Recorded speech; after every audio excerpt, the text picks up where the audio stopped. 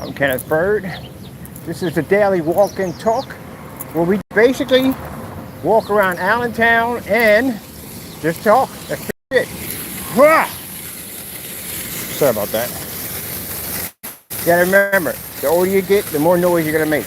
That's how it works. You know what I mean? The older you get, the more noise you're gonna make. So we're over here by the fountain, beautiful fountain. I'm gonna have to get me 4K phone. My phone does 4K, I think it does. I'm not sure if it does or not. I mean, it's the Galaxy S10 Note, I think it is. I know it's an old phone. I haven't bought anything new. I'm one of those people that if it works, I don't get rid of it. I just keep it, you know what I mean? That's the kind of person I am. I don't get into the whole, oh, we did some chalk designs here? Where's the hopscotch? I'm gonna put some hopscotch here, I swear. Got some people doing some jumping for the hopscotch. But anyway, I'm the kind of person that doesn't get into the whole latest new phone, all that stuff at the end of the day. I just basically, just whatever works, it just works. For me, I'm not in all that stuff. I got an ink pen in the bottom of the phone. I have only used it twice since I've had it. Other than that, I just for talking videos, and that's pretty much it. Some games on it, that's it. I don't use for anything else. Everything that phone has on it, I've never used and never will, just for work. So we're gonna be going down and pick up a t-shirt today. I'm done, package is done, customer's taken care of, he's good. I walk up was nice. Man, we gotta get a pack, man. We gotta get a pack. So we're gonna load them in, make it more difficult. Going through the art walk right now. Oh, they got the lights on. Huh. These gotta be on the timing system. Timing's a little off though. Look at all the greenery's grown in. At one point, it's kind of a little bare. At nighttime, we gotta come through here at night. I gotta do a daily walk and talk at night. We gotta do one. So you can see exactly, this place looks amazing at nighttime. There are all kinds of lights popping up through this whole place. Yeah, we gotta come through here at night. Whew, man, that was a bit of a good, well, we do that already. I do want to do that other one again. That whole long walk, we got to do that again. That was interesting. I wasn't even expecting to do that one. I was going to do it on Saturday, but I figure, you know, let's walk past down here. We're halfway there anyway. Might as well take it the rest of the way. But that hill, that's a good godforsaken hill, because it goes up and it slowly turns. It doesn't just turn, it slowly turns. So you're turning and walking up on a steep at the same time. Yeah, that one would definitely try you. But the other one, the San Francisco, oh, yeah, we're gonna do that one day. You're like, why in the world is the cell phone pointing up at the ceiling? We're standing straight. That's literally how steep that hill is. I mean, people live on a hill. Sheesh, I couldn't imagine. House foundation's gotta be interesting. That was interesting about the house on Havington Street, because that sucker was on a hill. It was on a hill, and the driveway went in a different direction. So the driveway went down this way, and the house went down on the hill, and the driveway went down this way. So that house is kind of like being pulled in two different directions.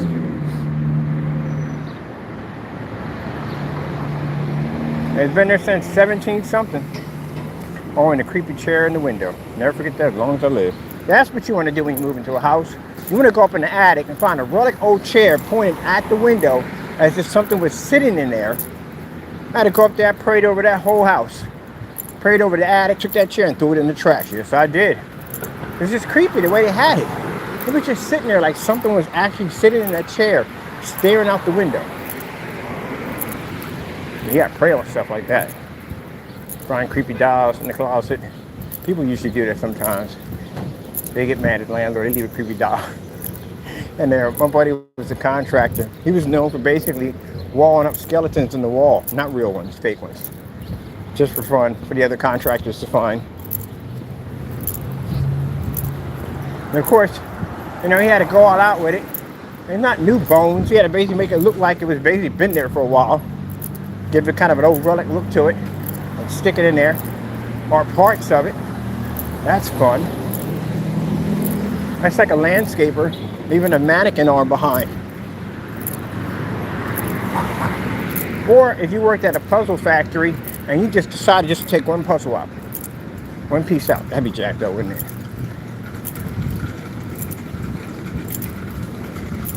It's like, I have the ability, I have unlimited power. I can literally take a puzzle out or add one in. Think about that. You get a job working at a puzzle factory, and you're the one basically who packages it up. Take a piece out, you would ruin that person's life right there. You'll spend all day long putting that thing together. Maybe a couple of years putting one of the things together, and one piece is missing. Of course, you know how they do it. You got to call the manufacturer. But now they have it where, I don't know, somebody could print it out. But I don't know how you would print the piece out. I guess you would glue it to a piece of cardboard. I don't know.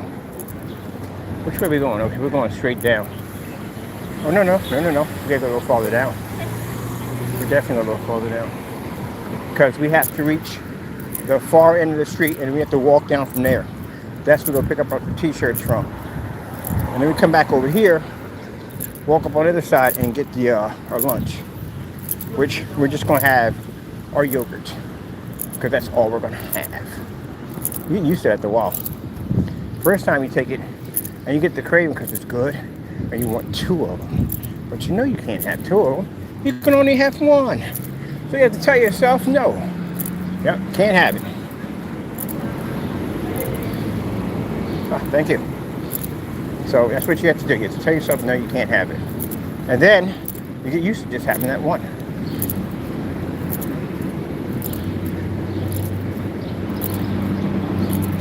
The discipline part. So I got more than this to do today.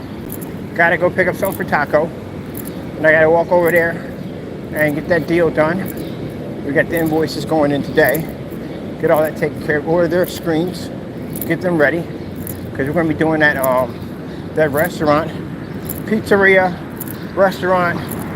Anyway, I eat there all the time. The food is actually fantastic.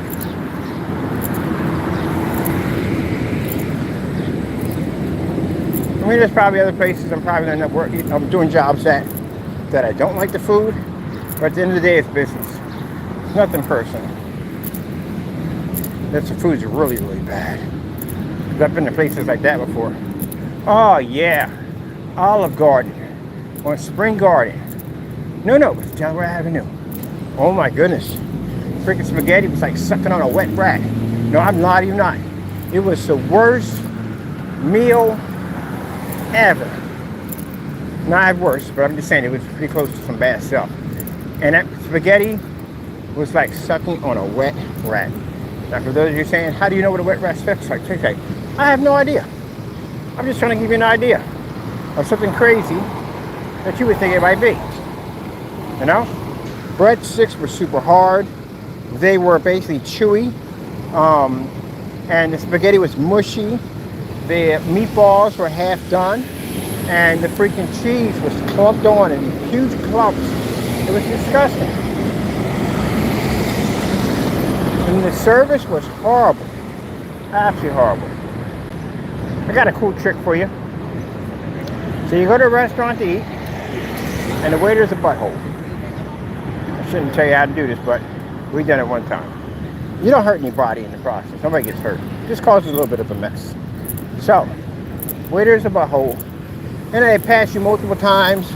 They don't say nothing to you. Nothing at all. Like, it'd be nice to say, okay, sir, your food's on its way. They don't say jack. Some just walk right past you. Some are polite enough to talk to you. So, you take a glass of water, and you take a $1 bill and you tear it. Make sure you keep the side with the serial numbers, because you can take it back to the bank and get a whole $1 bill, so you know. And you take that, I take a 10 and tear it, and you stick that part underneath the glass. You have to take a piece of tissue, put the $10 bill, and you turn it up and sit it on the table. And what's going to happen is the napkin's going to stop the water as you flip it over. It's going to cause a vacuum system. As the napkin starts to deteriorate, it's going to cause a bubble vacuum system around the top of the glass, and this is going to cause the water to stay where it needs to stay. Dang, I missed my point. I'm supposed to be over here. Damn it. I'm 2 top blocks up. But anyway, that's what it causes. And when they go over to the table to lift it up, water shoots all over the place. And they get a $1 bill or a $10 bill that doesn't have the serial numbers on the other side, which is absolutely worthless without the other end. Ta-da! Ta-da! Now, what would oppose Mr. Bird to do such a thing? Maybe because I went to Fridays and I got a thing for milkshakes and I was knocking back these milkshakes. Friday used to have, I don't think they have it now, but they had a huge selection of these exotic milkshakes. These things are freaking amazing. So I'm knocking these babies back. Next, you know, I feel something weird in my mouth. A long red hair. Yep, it was the waitress. It was her hair. You know what even made it even more jacked up about it? She's wearing a hairnet. So you're wearing a hairnet. How does your hair get into my drink? Maybe because you pulled it and you put it in there. Because she had no loose strands that were hanging from the hairnet because you're not allowed to do that. It's a violation. Yep, and she was a nasty piece of work, by the way. When I move, phone's on me. Okay, everything's on me. I'm used to having something in my hand. I was just carrying something a few minutes ago. So, yeah, she pulled it off and she put it in my drink, and she was nasty the entire time. Yep, food business, I swear. They're supposed to be building something here. I don't know what yet. Chances are, apartments. Oh yeah, I just thought about that too. You know, when you leave in an apartment, you start thinking about the things that got on your nerves the most. You know the thing that got on my nerves the most at the apartment besides the noise? People who can't cook. You people who can't cook. You burn everything. How the freak do you burn everything? I can see you forget some things once in a while. Everybody does it. But every freaking day? Like, you don't know how to fry an egg? Or you just, maybe just too busy to sit there and watch you cook? Maybe you just gotta go in there and watch something on your phone, I don't know. But the thing what I like about it is, you would smell either other people's cooking, and if they couldn't cook, you were smelling it. If they could cook, I ain't minded at the end of the day. Because I had a few Dominicans on the other end that could cook their behind off, and I would walk out the back just to smell their food, because their food was amazing. But anyway, if someone burned something, it's in your apartment. It is freaking literally in your apartment. And then on top of that, the other thing that freaked me out about the apartment was that if somebody leaves something on the stove or forget to turn off the gas, guess who's getting out the hard way? Yep. You gotta trust the people around you. If they're not gonna level the building in the process or fall asleep, because you're not supposed to smoke in the building, but you know people do. People have that complaint all the time. You'll be in the building, you can literally smell the people smoking in the building or in the hallway. Another thing too. So you don't have control of that. When I was doing that, I'm still doing it. The reason why I like doing the house, because the house you have that control. It doesn't make a difference you renting, you have that control. You in front of my property, you gotta go. Ain't no such thing as law that we ain't having that. You gotta go. Apartment? Yeah, right, good luck on that one. Good luck on that one. I had an incident where I was sitting there and I was watching TV and I smelled weed coming in my apartment, and these jokers just sitting right next to my window smoking. Now, good thing they was polite about it, because I was like, yo, it's going in my window. They're like, my bad, so and so and so. Which the people up here in Allentown are very, very respectful. I never, ever had an incident where somebody talking out their mouth. Never, ever down here. That was, I hate to say I love you, Philly, I do. But if that was y'all in Philly, I had to lean the barrel out the window and choke it, because sometimes some people don't believe it until you actually see it right in front of their face. So I'm gonna go down here and get this real quick. Grab this and we're done for the day. No, we ain't even done for the day. What am I talking about? Wish we was done for the day. Now we in the neck of the woods. This is where I go get my t-shirts from. A little spot over here. I was going all the way on the other end, but it was just too far out. Just get one t-shirt. This is right in the neighborhood. You see we got money on us because we didn't go to the ATM machine. I checked and she got aggressive money on it. Came out of the house yet. I got money on it. I know aggressive money that came out. Why you? I like to carry cards. Like this mumbo jumbo going on in my pocket. I already know you're going to say. I Hello. Maybe having you feel like a There you winter go. place. Yes. All right.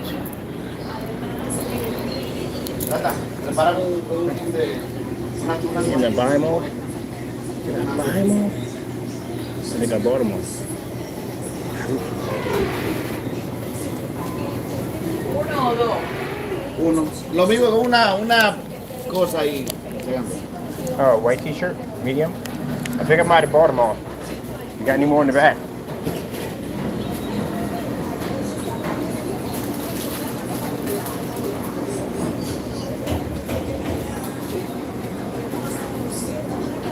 think I bought them. No more? All right, thank you. All right, then we got to take the walk. I bought all the t-shirts in there. So let's go take the walk. Oh, we get to walk past the old apartment building. Because that's the other spot that has them. Like only very few people have that t-shirt. So I tell them stock up on them. I'm going to come in and buy. So only one place listen to me. So we got to take the journey over there. And we got to go pick up a t-shirt from there. Jack, damn it. That's going to take me way out of my way. But whatever. It's more exercise. I'll take it. Challenge accepted. Yeah, it's about maybe... Oh, I can show you the whatchamacallit, the new building they're putting up. The music center, which I literally forgot about that, to show you about that. Definitely want to show you that. That's going to take me 10 blocks out. Whatever. We used to it anyway. After we did that crazy walk the last time, ain't nothing. We do this all the time. As a matter of fact, when I lived up on that end, I used to walk up here. The opposite. So we're used to it. So, just another day in the neighborhood. Another beautiful day. I gotta go to Salvation Army. I gotta drop off some boots. I got some boots I don't wear anymore. And they're practically brand new. And I got some other stuff I want to drop off over there for charity.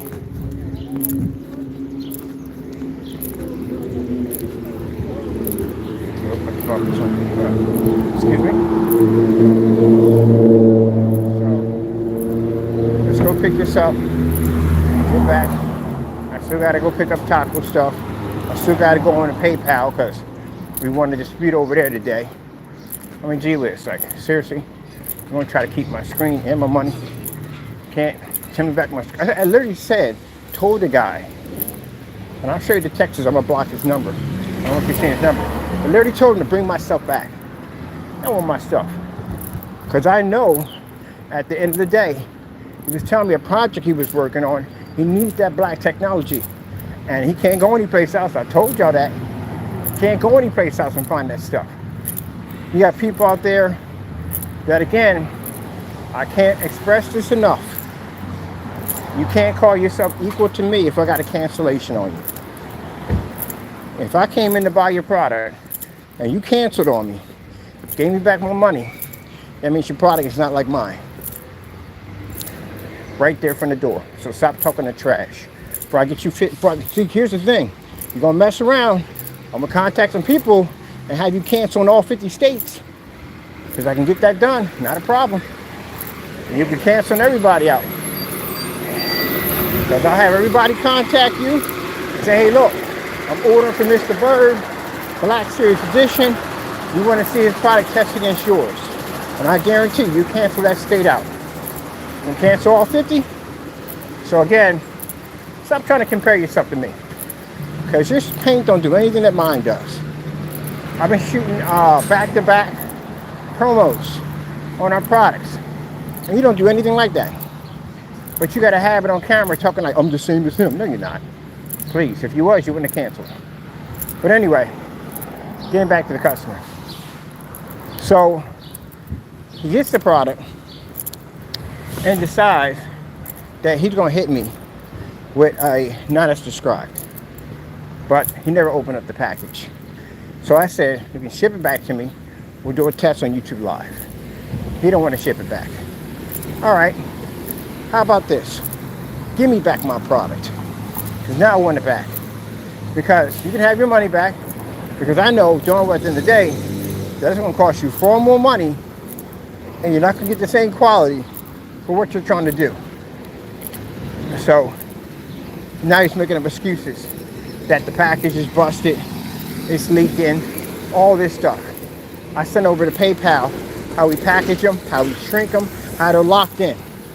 So he opened up the package and damaged it, sent it over to them. And he didn't know that I recorded. I told you to record your stuff. He didn't know I recorded the package just being wrapped up and getting hit the heat gun. The package was sealed.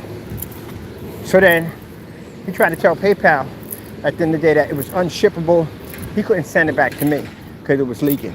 So he was trying to keep the money and keep the product. I said, no, return my stuff. I shared a text message I got on my phone.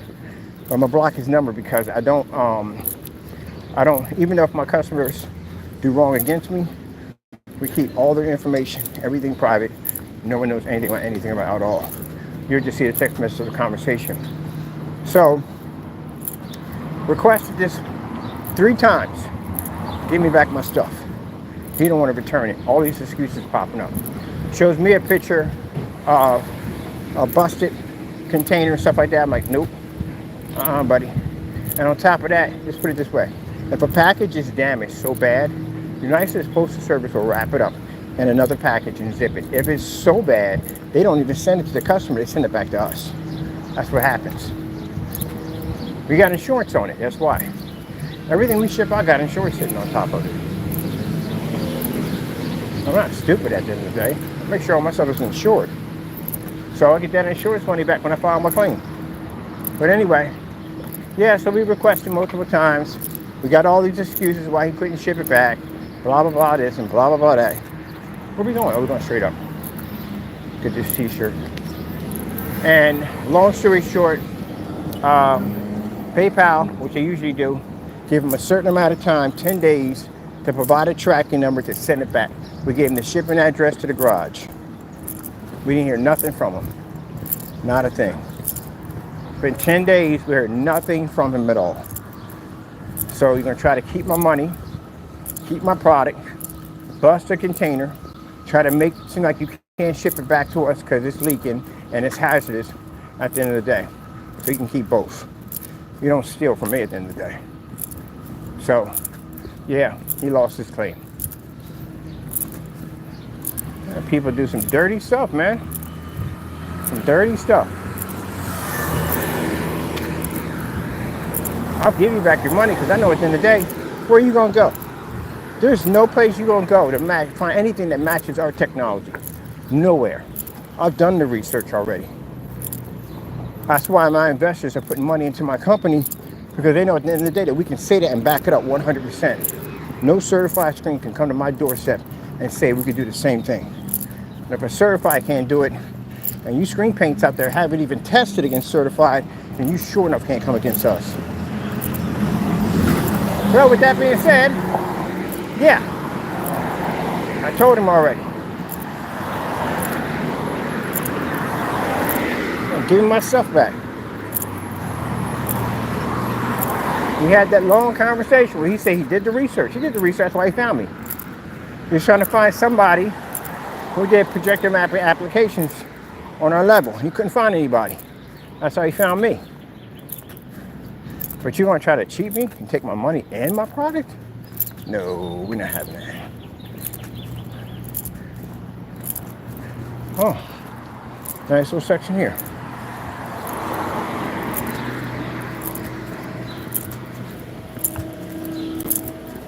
There we go. They got a nice little piece of real estate over here. I don't know if anybody bought it, they're fixing it up or not.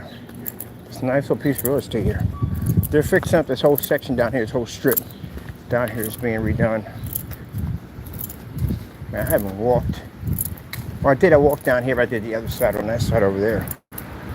Oh, crap. The music building. All right, coming back, we'll hit it. I promise. What's our battery like? All right, we're good. We're good. Ah, you see that? I had to find that music. Yeah. You put that rave music. Oh, I'm going to go this way. I don't care. You put that rave music on it.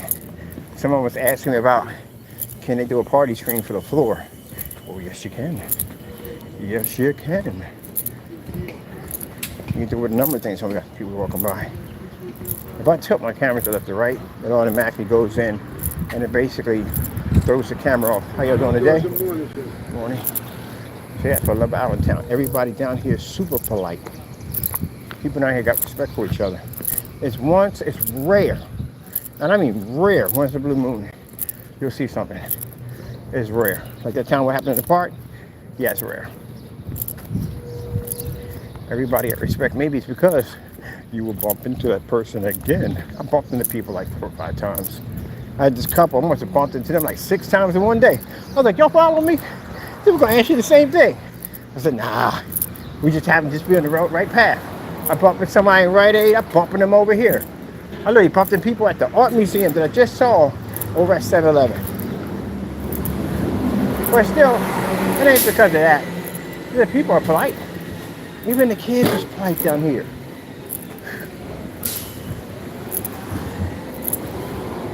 Pretty sure it has some confrontation, and I'm pretty sure no place is a utopia of peace. But I just haven't seen it. And I've been all over this place. They said the lower the numbers, the worse. I've been down to the low numbers, and I still haven't seen anything that matches my neighborhoods in Philly. Now, Philly has gotten a lot better, and it is getting a little better. Some people sit there and say, oh, but it's really rough. No, it ain't. Philly's tapering off. You grew up in the 80s in Philly. Yeah, in the 70s, yeah, Cherie. I grew up in Philly when crack first came out, when it first came on the scene in the 80s in Strawberry Mansion, North Philadelphia, Central Philadelphia. That was a violent neighborhood. Imagine out of 100 of your friends, 100% of your friends, maybe 30% got out. That's how bad it was. 30%.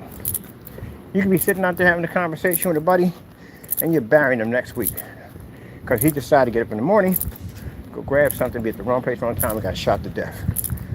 Yep. You had to carry a gun on you 24/7. 24/7. It was ultra violent in the 80s. I never seen anything like crack in my entire life. Never, ever seen anything like it. I watched entire communities crumble to nothing.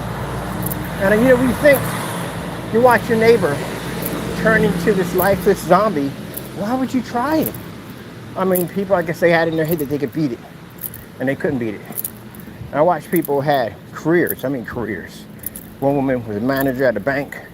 She had her nails done every day, nice suits, shoes, drove a nice little low-profile BMW. Real nice, you know? But she went to a party, and somebody introduced her to crack, and she got on it. And then she was no sooner than that, she was out in them streets selling her body.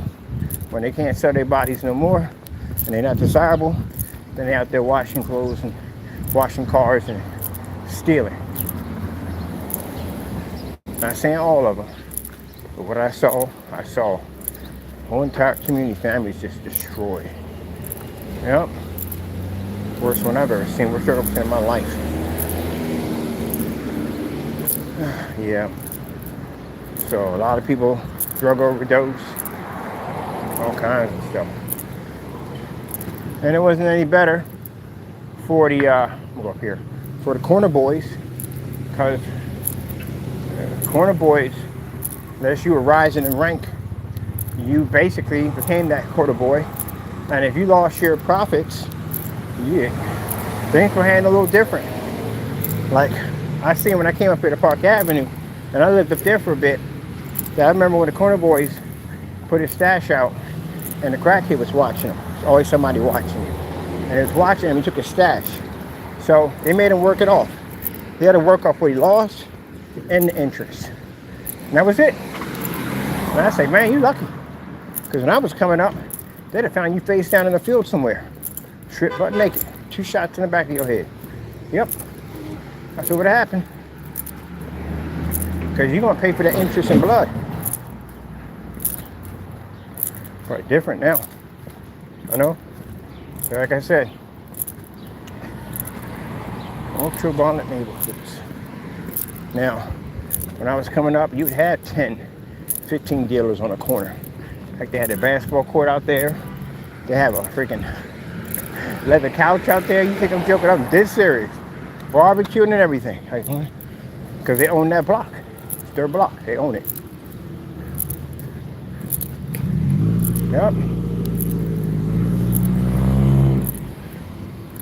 Cars be out there lined up. Late at night on Saturday, you just see droves and droves of cars coming in and out of the neighborhood. That's how it was. So, I'm good. I'm just thinking about some stuff. Some crazy stuff, that's all. It brings back memories. That's what it does. But anyway,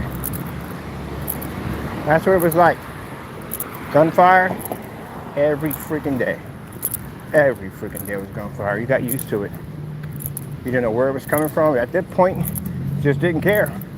Because you didn't been shot or seen someone get shot or whatever happened. You don't know exactly where it's coming from or where the bullet's going to. So just pray it just don't hit you in the process. Or they're not too close to you when they're going off. But you live in a kind of violent neighborhood like that. And then I come down here and I say, what's your worst neighborhood? I go all the way down there to the bottom and I don't see corners stacked with drug dealers. I don't see it out in the open. I saw people doing drugs and selling drugs right out in the open. There'd be so much. You walk past a old abandoned house, you literally can get a contact high from the crack. There'd be so many crackheads in there smoking. Needles lined up in the yards and in the alleyways, crack pipes, all kinds of stuff. Yep. Saturated with violence. I go up there, all the people are inside. No one's outside on the corners. Just like this. This is what it looks like. Just like this. Why do not? I'm like, wow. I come back and told my sister, like, I was down on that end. Y'all consider that to be violent? Really? And you know where we came from? She's been up here too long. Like, you know where we came from? You go to that lot of you not. We talking about the Chinese store? That was a death trap. That was a death, and for those you know what I'm talking about. That was a literally death trap. There was only one way out of it. That's through the front door. So, say you're home, watching TV, and you got to order some Chinese food. And let's say, as you're having this TV show and watching it, a fight broke out in the store you're about to go to. Somebody got the better of somebody else. And what does that person do? There's a good chance he's coming back with a firearm. Or a bunch of other people, but chances are it was going to be a firearm. And you just happen to walk in there to get your food, and they happen to walk in to squash this whole situation. And you get caught up in it. Now, running the risk of the other person maybe having a firearm, or maybe he could have called for backup knowing that you were going to come back anyway. They could be in there waiting. Heck, they could be across the street. You don't even know that. You walking into a potential firefight, and you're going to get food. And that's it. There's your life gone. That fast, that quick. So that's why people just call in and pick it up. Try to do it in the morning or the afternoon. Hopefully don't do it late at night. You gotta have the little strategy how to do it, or you just don't make it out. I mean, shoot, I've seen shootings happen freaking 12 o'clock in the afternoon, Germantown Avenue. 12 o'clock in the afternoon. Right around this time. Almost got shot getting a piece of pizza. If I had walked out that door, I'd have got shot. Because, you know, some of the stores they have in Germantown, they're not what they seem to be. You know, some of these stores, you know, you got other operations of business going on. And like I say, there's always somebody watching you. And of course, they're probably watching the store. They knew that they were doing other things in the store besides cutting hair. And they decided to wait until the big man leave. He goes up and takes care of some business, maybe pick up supplies, who knows. And they figured that would be the time to hit the store. Because don't do it in front of him. Let's just do it in front of the others. So they decided to walk up in the store. And of course, they're prepared because they know people are going to try to come after them. So they're locked and loaded too. And they walk into the store and they open up and the other people open up. I'm surprised anybody didn't get killed in the store, outside the store. But all you hear is just bullets popping out through the glass, trash from across the street in the cars. And we ain't talking about handguns. Majority of them suckers were automatics. and they were springing. And you just see people running this way and running that way. Good thing the kids didn't get out from school. That was another blessing. Kids didn't get out from school. And I watched this guy walk right in front of the store. I watched 3 shots go through him. Watched 3 shots go through him. I watched him hit the ground. I said, that joker is dead. He was alive, but I thought he was dead. I have no idea where them bullets went. They came out of him, but they went right through him. So we're sitting there watching the whole thing, and we're in the store. You think anybody's running in the store? No, because we're used to it. We're sensitized to that. We're not sensitized. We're used to being around violent neighborhoods. So we're not going near the windows. That's stupid. But we're sitting to the back of the store, watching the whole thing unfold, praying that one of them suckers don't walk in the store. My buddy June would lock the doors so nobody could come through, in case they want to start popping off in there too. And he was carrying. I was carrying. My buddy, like I mentioned his name, he was also carrying, just in case if we had to get in a situation to defend ourselves. Because sure enough, I wasn't going to get shot that day. And I was just about to walk to the door to go across the street to get a slice of pizza. And my buddy June called me because I wanted these fat laces from my Pumas. He said he had no more in the back. I was going to get the pizza and walk up to the store up the street. They got the fat laces. And he said he had some in the back. And I turned around, and that's all I heard was boom, boom, boom, boom, boom, boom, boom, boom, boom. I was like, oh, shoot, what the freak? And I seen the guy run by the window, 3 bullets go through him, hit the ground. Car drove up backwards, because that's the getaway car that was in. They picked him up, dragged him, put him in the car, took off. Guys come around, they shooting at the car. They don't care who's coming down the street. They don't care nothing. They just shooting at the car. You know where the bullets are going. They're going everywhere. Especially if you find automatics. And I was like, look at this nonsense. So, did they get arrested? Nah. You know why? The neighborhood. It's the street. You don't do that. You don't snitch. None of that. The big man came back. My buddy's car got shot pretty good. Came over. Gave him a couple bands. He said, okay. We cool? He said, oh, we cool. We good. That's the end of it. Right there and then. Big man came and patched up the neighborhood. No one said nothing. It never even happened. That's how you do things. Yeah, we fix it. A newbie come in and say, oh, well, we saw everything. We saw this. I was like, oh my goodness, what the freak? I literally went through that one time. Literally went through that nonsense one time with an ex. Her son was in the middle of a killing. He didn't kill anybody. He just happened to be at the wrong place at the wrong time. And I mean big time. So this guy he was hanging around with was, he ripped off somebody. And what had happened was, oh, I actually said that a couple times what had happened. Like people ever happen to say what had happened. But anyway, so what had happened was that he ripped off somebody and they was gunning for him. So you ever heard the term called on sight? On sight means if I see you on sight, it's your life, you're done. That's what on sight stands for. But he built that pretty fast. Cool. But anyway, he was walking home from school with this guy, and a car drove up, and these guys somehow got around to the side of him and stuck a gun to the back of his head, blew his brains out. And apparently his brain matter went all over his face because it was up close and personal. And they didn't kill him. They didn't kill the other guy next to him. They just shot him because he had a hit on him. That's what happened. And this hit was probably just a hit just for him and him only.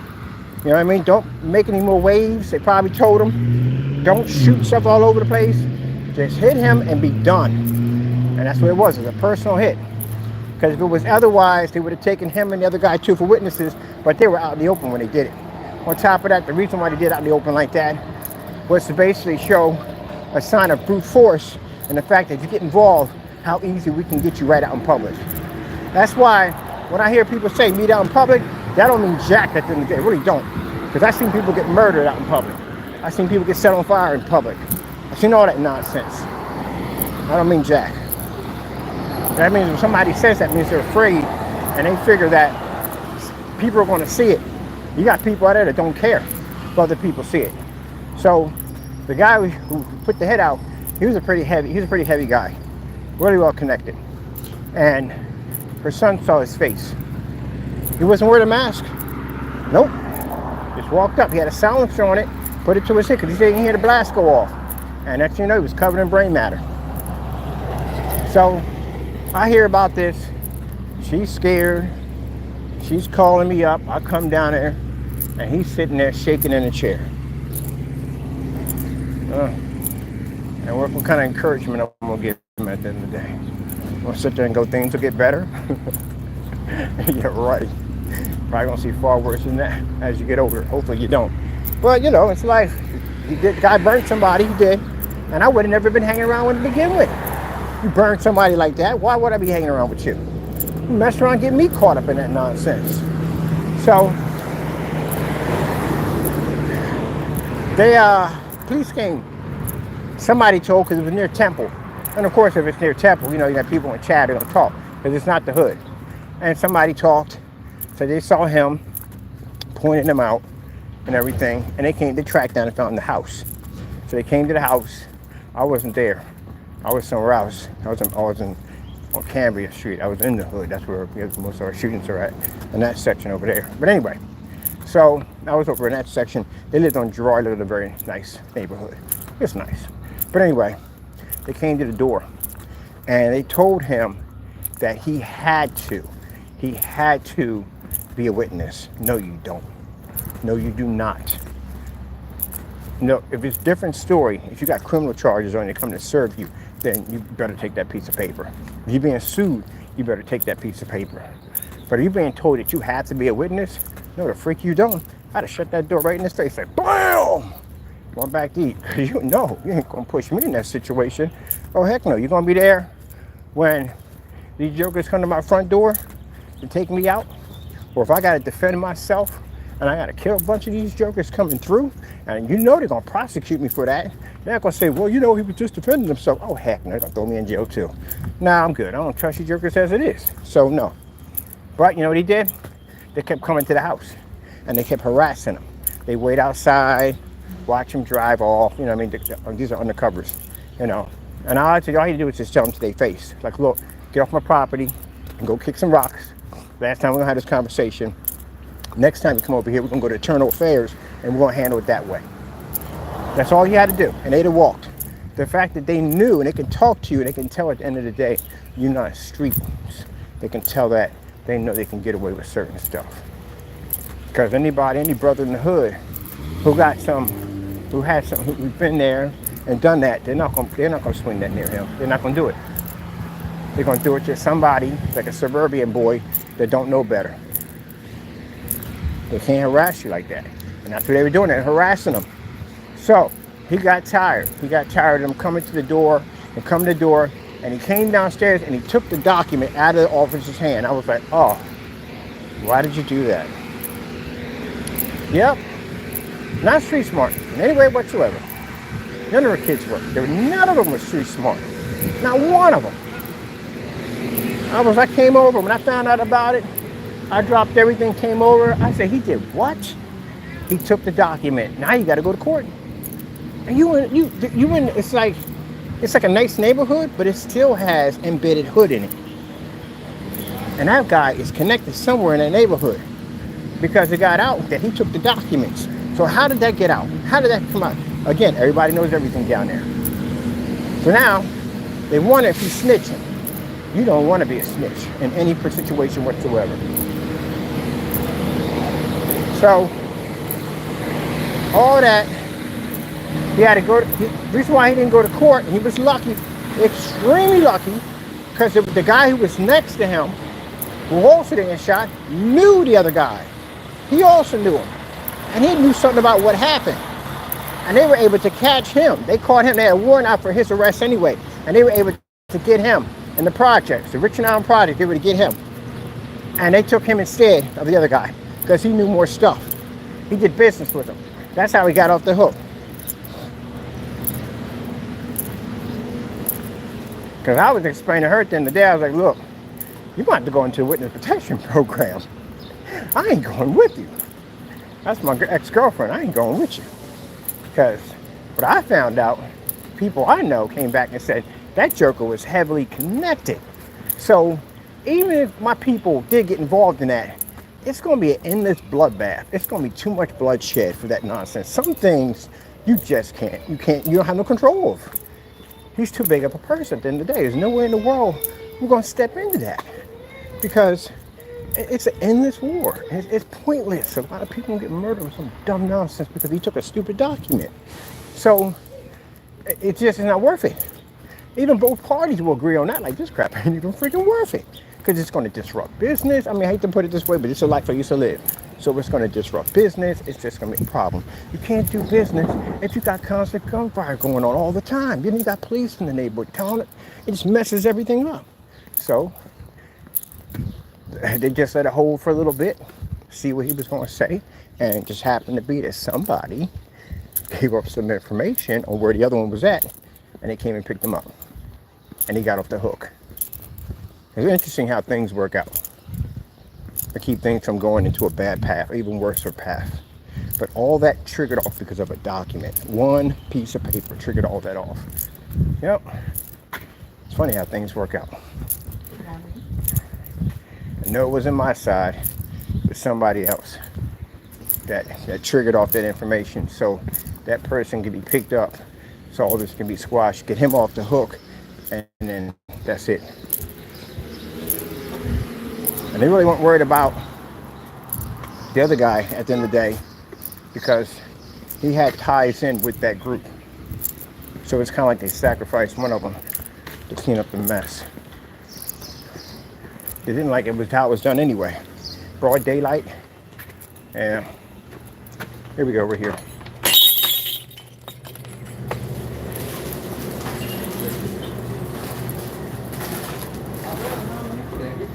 Ooh, t-shirts.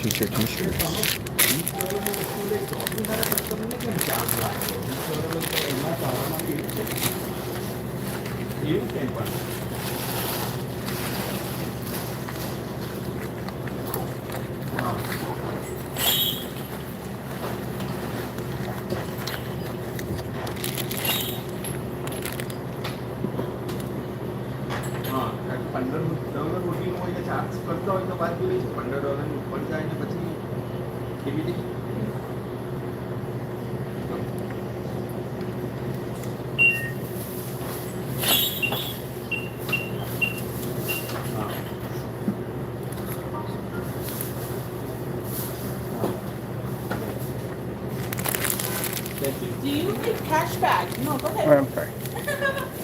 Here you go. Just that, buddy? Hey, just that for right now. I'll be in to get the rest. I gotta stock up.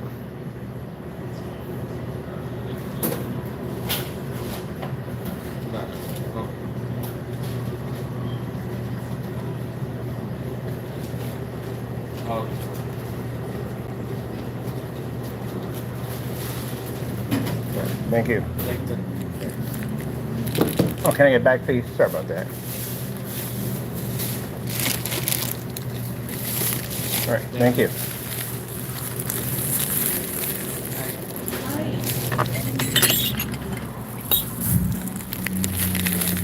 All right, so got the tea, we good to go. Come up, get the rest of the business taken care of, and we're done for the day.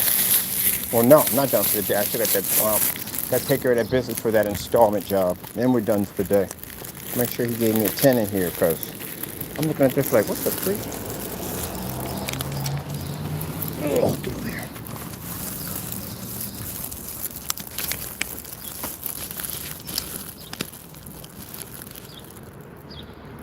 yeah, that's right. And you gotta be careful because they just bundle up and give it to you. They give me a bunch of ones. You can short change on the door.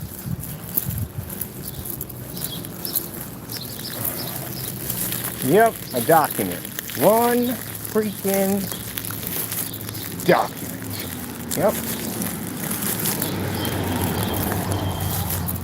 Isn't that crazy?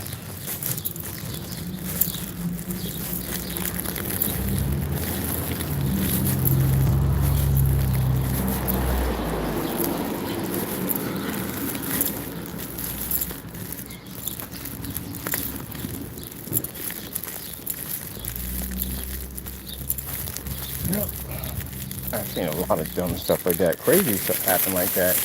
Just small stuff. It be the smallest thing. Positive income. That would trick off the most craziest stuff.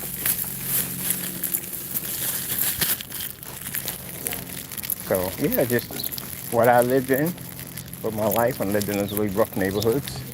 And that's why here, I don't consider this no part in Allentown to be rough. I've been through all of it. It's very nice.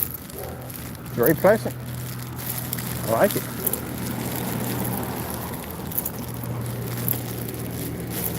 Now, this section right here, this is Snootyville. I call it Snootyville because the people down here are a little snooty. That's why I kind of like it up on the other end, especially the mid-downtown. People over there are a little bit more, do a little more down to earth. But this section over here, when I was living down here, I couldn't stand it down here. Because the people kind of get this kind of attitude, they think they're better.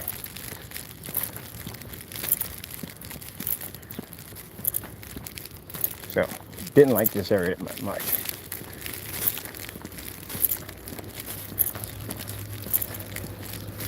Definitely thought they was better. And I used to live up on 69th Street, where them houses over there were a couple of million. That was a real nice area, real high-end area over there. Now, they were doctors and lawyers and all that crazy stuff over there. They were super bougie. They were bougie from the door. You go to the supermarket, just about everybody had work done. Just about everybody had work done. But still, even though they was bougie, they still was down to earth in certain ways. So I can basically relate to them. But this section over here, nah, they snobby. Polite, still snobby. Not my type of people.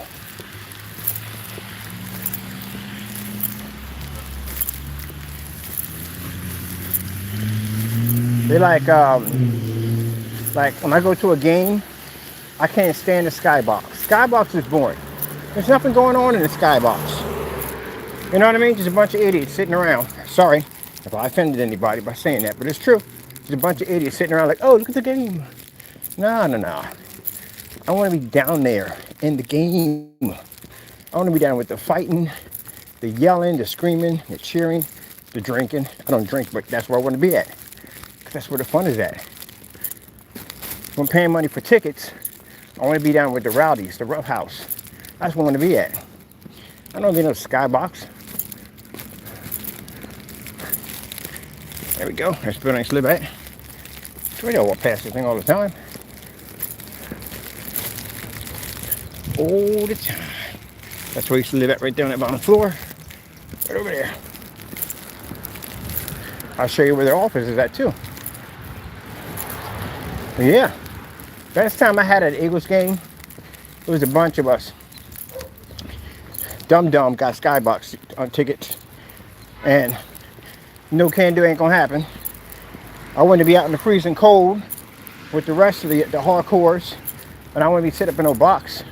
So when I was coming out, I traded my seats to somebody else, and they got the box seats. And here I am sitting up there with this family. We don't even know them. We just all huddled together. They even throw the blanket over.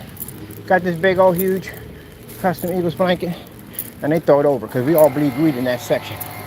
And my buddy got a little cocoa with some rum in it. You know what I mean? So y'all drink. Everybody put their hands in. I got some cocoa with some special flavor. And the guy was like, pass it on down. So that's what they was doing. I don't drink, but they was passing down rum, vodka, whiskey. Everything had to be spiked because you can't bring stuff to the door unless you buy it in. You can buy beer and all that stuff. Who the freak want an ice cold beer? Well, I know. Some people do drink it on the cold. But anyway, they was in there, we chatting and talking, and we was up pretty high. You know, we weren't right on top of the field, but we was up pretty high. But somebody had a little TV system between their legs, watching some of the game from there, and just cheering and having fun. And at the end of the game, we all became family, exchanged numbers, information, Facebook, all that, and stayed in touch. And every time they have a game, we all pop up as one. See? Would have never got that experience being in a box. If I'm going to a hockey game, I want to be right next to the penalty box. That's where I gotta be at. I like to see the players when they come in. I like to bang on the glass, right up in their face. What are you doing? What are you doing? Do you know how much money we paid for you?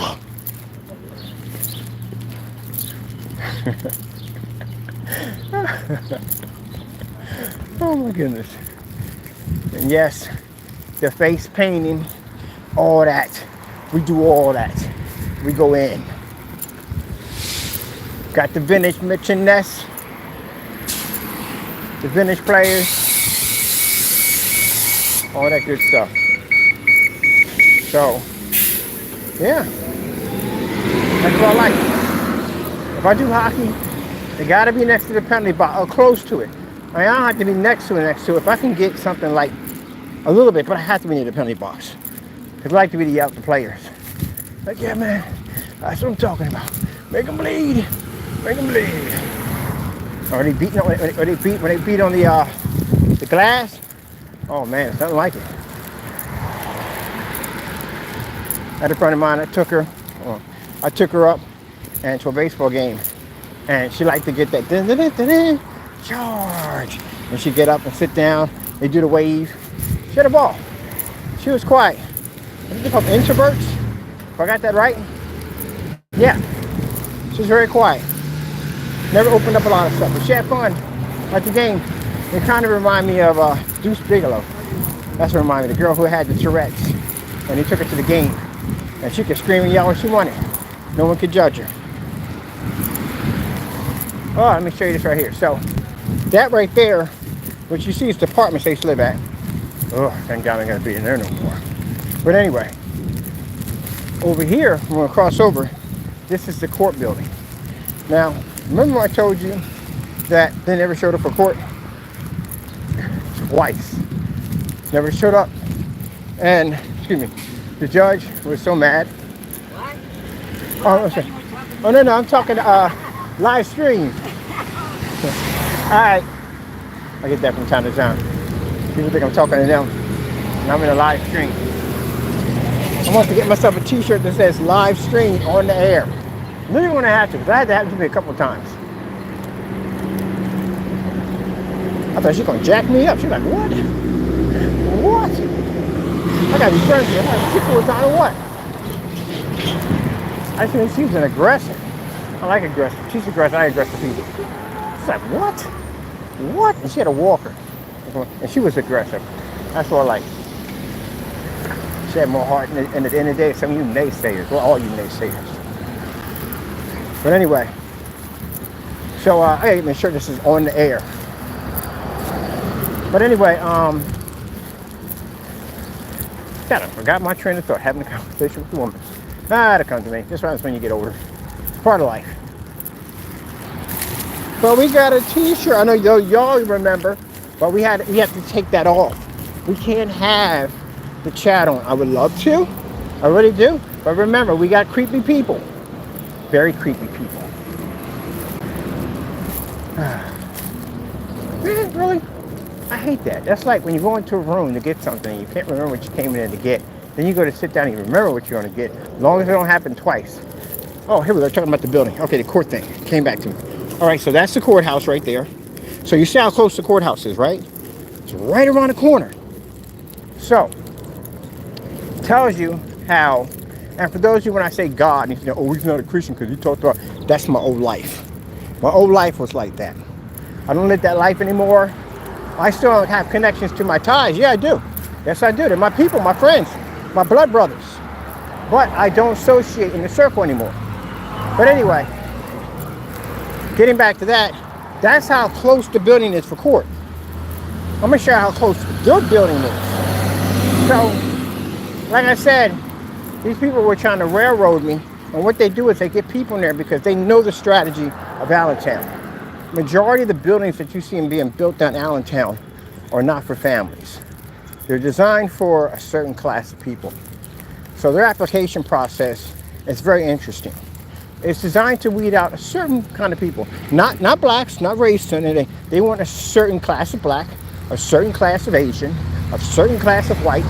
That's what they want. That's what they want.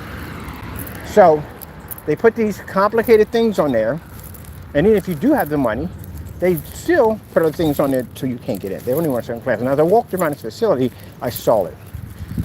It's kind of looking at like, all right, you know, Carlton from Bel Air? All right, they want that type of person. Remember his sister? They want that type of person. A person like Will, they don't want. There you go. Certain class of people they want in. So, most of the buildings that are popping up down Allentown, the Riverview, the 520s, all that, they're for a certain class of people. And I never saw kids in either one of them at all. So what do you do if you have a family and you want to go into an apartment? What do? You have to come down to one of the ones they have down here. They have other ones down here, but they're not like these particular apartments. These apartments have a rock climbing wall, a gym, a sauna, you know, they have all that stuff in it. And like I said, it's for a certain class of people that they want in there. They don't want the family man, and they don't want none of that in there. The ones up here, like some of these over around here, they're set up for that. Now, some are good and some are extremely bad. Some will basically, knowing that these people can't go anywhere else, they will try to make things difficult for them. And on top of that, Jehovah's Witnesses. And on top of that, I ain't got nobody against Jehovah's Witnesses. We don't got them in the family. But, yeah, I am not for talking today. I'm in a mood for love. Two different religions, so people don't get it mixed up. All right, so anyway, so they're moving into it. And some places will move you with them, and you pay 2 months rent. That's it. 2 months first and last. That's it, your security deposit, which is good for something for families. Oh, Berry City. And they will put you in a situation where they do very little work on the place, as I showed you in the pictures, and they know you got no other place to go, especially if you ain't got proper paperwork. That's another thing too. We take people who don't have proper paperwork. So, and I still don't get that. I will never understand that crap as long as I live about the whole paperwork thing. Like, really, it's not our land to begin with. We're going to tell people they can't come in. I can't stand people like that. I hate people like that. People want to sit there and say, oh, it's America. You're not allowed in here. You weren't supposed to be here to begin with. What the freak are you talking about? Belong to the Indians. What the heck are you talking about at the end of the day? How you going to tell race of people they don't have a right to be there? And you're going to prejudge them from the door? Oh, they're murderers. Or just that. You know what? There's something wrong with people like that. It really is. There's something wrong with people like that. That's a waste of skin at the end of the day. You don't tell somebody they can't come into this country because you think they're murderers. They're taking up all the jobs. Half the people don't even want to work. Most people sitting there, they don't want to do jobs that they do. At the end of the day, they don't even want to work. People that I met that came over here, hardworking people. Very hardworking people. You're going to have people at the end of the day, out of all classes, you're still going to have people at the end of the day, whether they're here or there, going to have bad apples anywhere. You can't say all of them are bad apples. I wish somebody would say that dumb nonsense in front of my face. You're going to make me lose my temper, and I will get violent with you. Sorry, people, but that's true. I can't stand that. But when people sit there and make comments about, oh, you're not supposed to be here. You're not supposed to be here. Only person supposed to be here is American Indian, because theirs first. But anyway, you'll bring them in there, and they'll kind of like threaten them a little bit, because, you know, they know things about them. You know, they don't have proper paperwork. So they can do whatever they want, you know what I mean? Fix stuff half the time, you know, boss them around, treat them like trash. That's what they do. Sometimes even their own kind of do it to themselves. It's just messed up. And don't get me wrong, black people did. Same thing too. That's where their Uncle Tom came from. Yeah, that's where Uncle Tom came from. Ooh, pretty dog. It's a pretty dog. Got a spot in the eye too. Looks like freaking Petey. Somebody's house up in the court over there. But anyway, getting back to this. So anyway, that's what they would do. And then what they would do, if you slipped up on your rent, you fell behind. You get like maybe, most places will give you like $25. They'll get you for, you know, you get like 5 days grace period. These jokers get you for $250. $250. And then they accumulate things onto it to stack it up. And then all of a sudden they bring in the court as fast as they possibly can. And then they'll turn around and say, oh, you know, he has to pay like this whopping bill of $3,000, $4,000. You got to pay this. I'm going to walk up here. And if you don't pay it, what's going to happen is they'll destroy your credit in the process if you have credit, and they'll put this lien on you. That's what they do. So, Lord knew this about these people. You know, it's funny. The day I moved into that place, you know, my back went out on me. I don't have back problems. And my back literally went out on me. It's like the Lord was telling me, don't go. And I didn't listen because I was so bent on getting the place and everything set up because I feel that I need to have a apartment and a nice big one to show off on YouTube. And I forced it. My sister sat there and said, you say as long as you want to, you find what you want, because she knew I was forcing it, and I should have listened to her. Moved into that place, wasted money in that place, became a complete headache, stressed me out and everything. And I should have listened to God. My back went out, she said I could have stayed. I didn't, I went anyway. But anyway, live and learn. That's what you have to go through in life. Next time, listen when God tells you to do something. So anyway, long story short, or no long story short, anything that I say, the building that showed you right around the corner from the courthouse. And mind you, the first time me being down here, that I thought that the courthouse was on the other side, next to the post office, but it wasn't next to the post office. It was actually down here, around the corner. So I'm at the wrong courthouse. I'm like, yeah, damn it, now I'm gonna be late. Judge ain't gonna like that, and they gonna get me on this money. They gonna get me on the $3,000. And mind you, I already coughed up 2 for it, when they charged me for the court costs already. They're not even supposed to charge you for the court costs until you lose the case. Then they charge you for it. They just tell you what you're gonna pay if you lose. They don't tack it on the bill like they're gonna win automatically. So I get back down here, I come all the way back up, we get there just in time. They never show up. Judge is ticked off.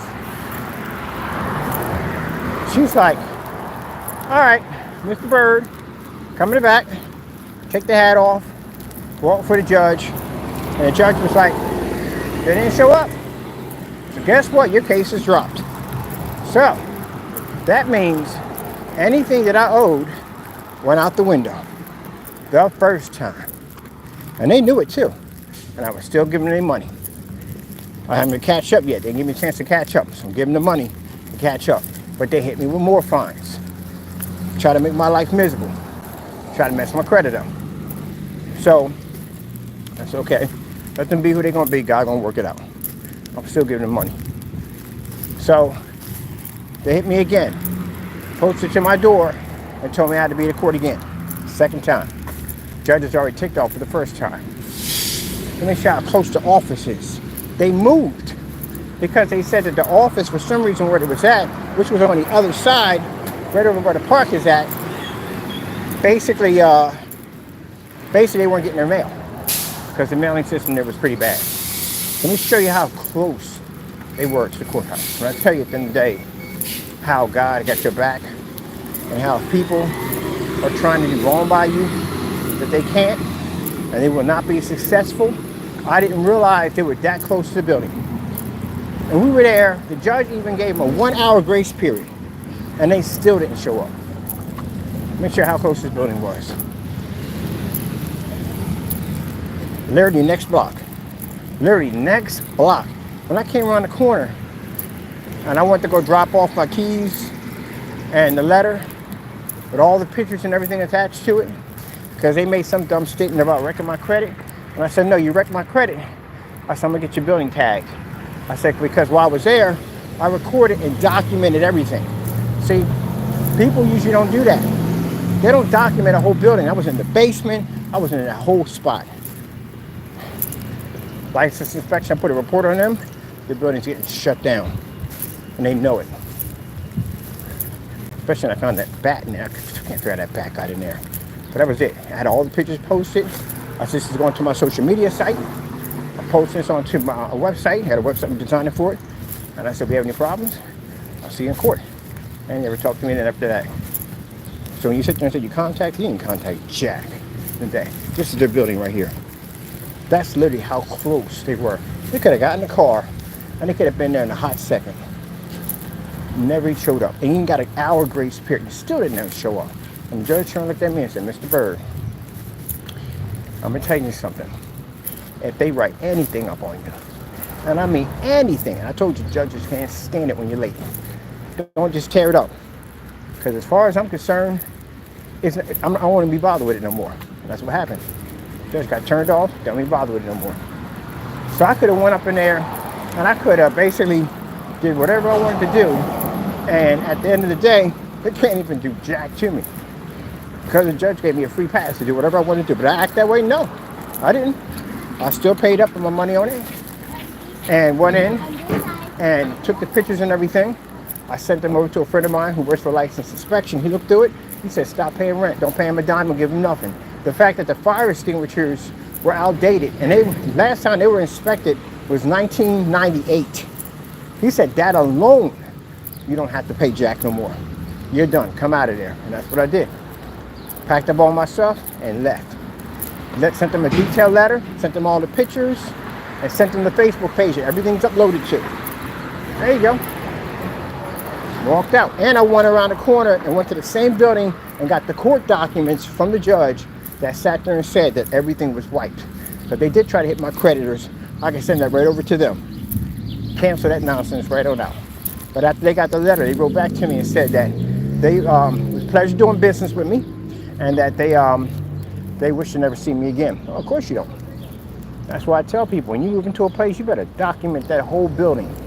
Everything. Back yourself up. Now you see how I back my products up at the end of the day? Same thing in life. I back everything up. Ain't nowhere in the world you're going to get me on that nonsense. If I take you to court, you're screwed. Because I back everything up. So when I sit there and say I see you in court, you're screwed. Because I back everything up. Document. You look at my pictures. I showed you my pictures. Man, I went through that whole building. Even the laundry room had black still standing water. You know that's a serious violation, especially when you got boxes outside the building. They got exposed wiring, cracked cement. The outlets, when you have outlets, and it's supposed to be a new apartment, when you have outlets in the kitchen, they're supposed to be breakers. Breakers in the kitchen and bathroom are supposed to be breakers. And your minimum you're supposed to have is 3 prongs, not 2. Because the 2 prongs are old, they're from the 70s. They're not grounded. So yeah, they had a bunch of them in there. And then they had these outlets from the 1920s. I don't even know how they grandfathered those suckers in there. They were actually literally round. They were sitting on the outside of the baseboard with the wire feeding through the outside around the side of the baseboard and back into the building. They're not even designed to handle the wattage of power that we have today. That's an automatic overload. Can you imagine if half that building had those suckers in there and they run air conditioners in there too? That's another reason why I was glad to get out of there. And fear the building was going to burn down with me in it. All kinds of problems. The radiator system, absolute nightmare. You ever heard of hammer pipes? Well, it's more like sledgehammer pipes. Literally sounded like, at one point when I moved there, I thought the guy upstairs was banging because I never had that problem with radiator heat. Never had that. We had air getting locked in the chambers, causing the pipes to rattle. I've never had that problem. Never heard of hammer pipes before. And I thought he was banging on the floor, and I'm about to go up there, and I see the pipes rattle, and I'm like, what the freak? So the steam coming off of it, and I'm like, oh shoot, what's this? Looked it up. It's called hammer pipes. So this right here, this is the building. This is the luxury apartments over here, and then they got a music center they're building over here. I told you, Allentown is constantly in development. Constantly in development. Hey Chief, how you doing? Good, how are you? I'm doing pretty good. Crossed over here. The Merc. Not supposed to be behind this line at all. Alright. So let me show you. So we have, because I promised I was going to show you this. I wasn't going to go around That's the new building, the apartment complexes they're putting in here and here. It's all new. And what is the music center? Where's that? Let me see. Oh, this is gonna be AdTech soon. Soon. AdTech. All right, let me see. Oh, there it is, right there. That's the music center. All these other luxury apartments over here. That right there is gonna be the music center over there.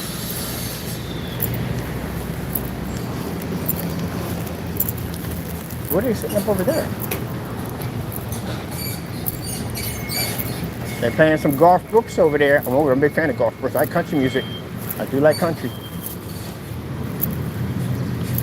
So, this is going to be the music center. That's where I used to be at over here. And that's going to be the music center over here. And that's where they're going to have the concerts and all that stuff. Don't you? Allentown is a growing environment. Perfect for AdTech. And for the person who basically thought the AdTech was the front projection screen, she was the weed. You know how long I've been talking about this AdTech? For almost forever. I even got a Facebook page on it. And everybody knows this. Window advertising technology. He says front projection. Oh well. Oh well.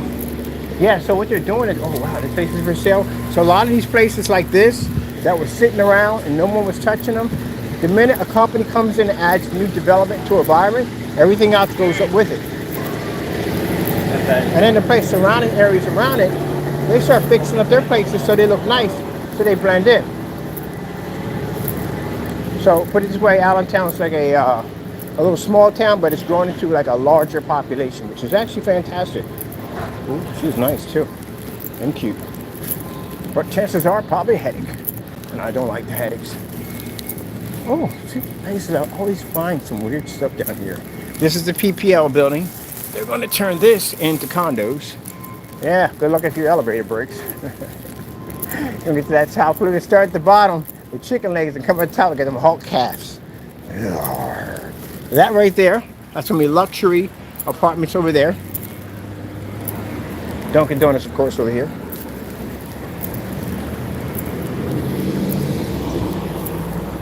Now see, we're back already. So we walked from here all the way to here and down here, no time at all. See, go talk and walk. So pretty much, if you don't know anything about the daily walk and talk, it's just me on camera walking around Allentown, showing you all the cool different areas. Pretty soon I'll show you some of the restaurants we have to go eat. Right now today is a work day, so getting a few odds and ends. Got up this morning, dropped some streams down, some shortness, some shorts. Those are little promo demonstrations we put out. Thank you so much for your support on them. I do appreciate it. I really do. I watch the numbers grow on them, and I watch the likes on it, so I do appreciate that. You know, so we are just trying to branch our company out. You know, some people feel that I'm selling out. I'm not selling out. I am still trying to keep my prices affordable. I'm still trying to work with the investors and everybody else I got to work around. I want my products to be affordable so everybody can afford them. But out here it's a lot more expensive. And can we do it? Okay, yeah, we can. We can definitely do it. We don't even have to get a building to do it. I can rent out units, which I just figured that out a few months ago. I can literally rent out. They got buildings that you can rent, conference halls, beautiful places that you can set up and you can rent out, and you can do your advertising there. Literally found spots like that for advertising, Photoshop, all kinds of stuff, where you can actually advertise, do model work, anything you want. And these areas, and they're cheap. One of the places we found was $12 an hour. And it's just, for me, a video, 1 hour, shoot a couple videos, that's it, I'm done. I'm done, that's it. You know, I put 2 hours in there, that's plenty enough time. It's $24 for me, just be in the building, put my equipment there, be in a professional setting, get some nice videos for YouTube, nice pictures and nice demonstrations. And then on top of that, with the people we're doing business with, you know, with these acoustic screens for outside for restaurants and customizing our outer boxes and all that stuff. That is also too absolutely fantastic, because we get video pictures from customer reviews and company reviews, which works out quite nicely.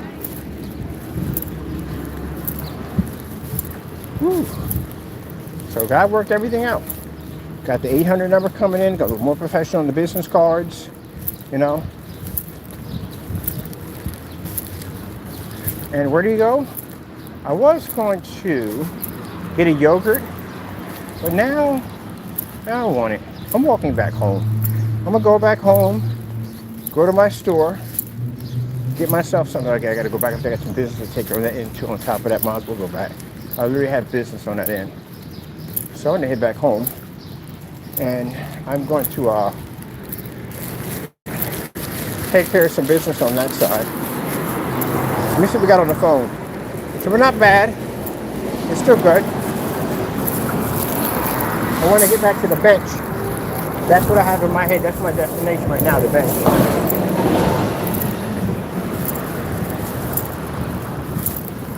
I find it wild that one minute I'm standing here and the next one I'm sitting at a bench. That's what I find wild. When I told you about the parking lot that has the curbs to it, right there. See right here? People race that at night. Especially on Saturdays, they drift the daylights out of that. Man, if you can drift that on a car all the way down, I would love to see that. That is awesome.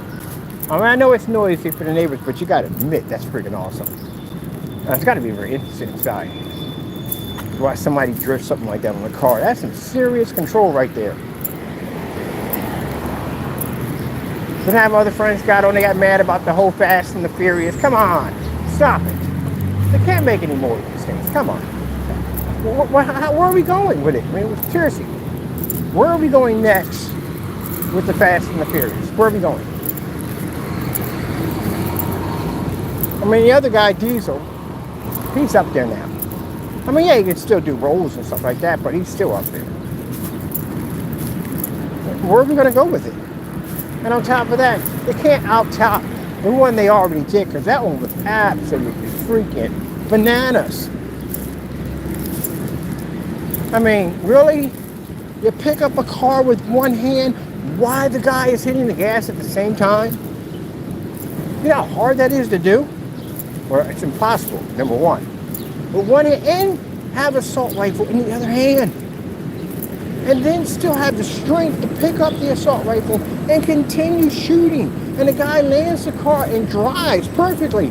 Man, he would have hit the gas on that. That car would have went a different direction before he would have got control. He'd have smacked into a wall. The laws of physics were just not there. Virtually all that looks impossible. All impossible. But you know, I got friends of mine that are diehard fans. I gotta literally have this conversation with them at the end of the day how this is not possible. Because if it is, I would like to see you do it. You do me a favor, you hold this broomstick in your hand, and I hold one of my rifles, and I want you to try to tip this car over on its side. And I'm just thinking like, okay, so who wrote the script for this? What were they thinking? Like I said, the first one they came out, freaking amazing. It was. Second, amazing. Third, the rest of them,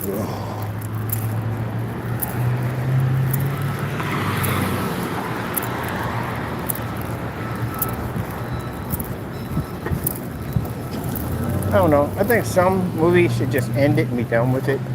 Just end it on a high note and just be done with it. Don't keep bringing out, because you ruin the movie. I mean, you can never get enough Jason. That is true. I can never get enough. Some movies you can actually bring out tons of them. You can bring out tons of them. Freddy Krueger, Jason, Michael Myers. Yeah, you never get bored of those. Like, I remember watching Halloween when it first came out. It shows you how old I am. I remember seeing when it first came out. Do I want a soda? If I don't want a soda, do I really want, let me see.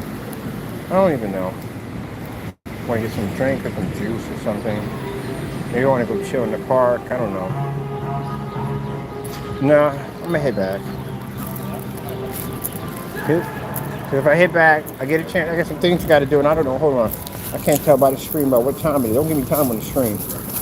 Let me see. That's why we carry a second phone.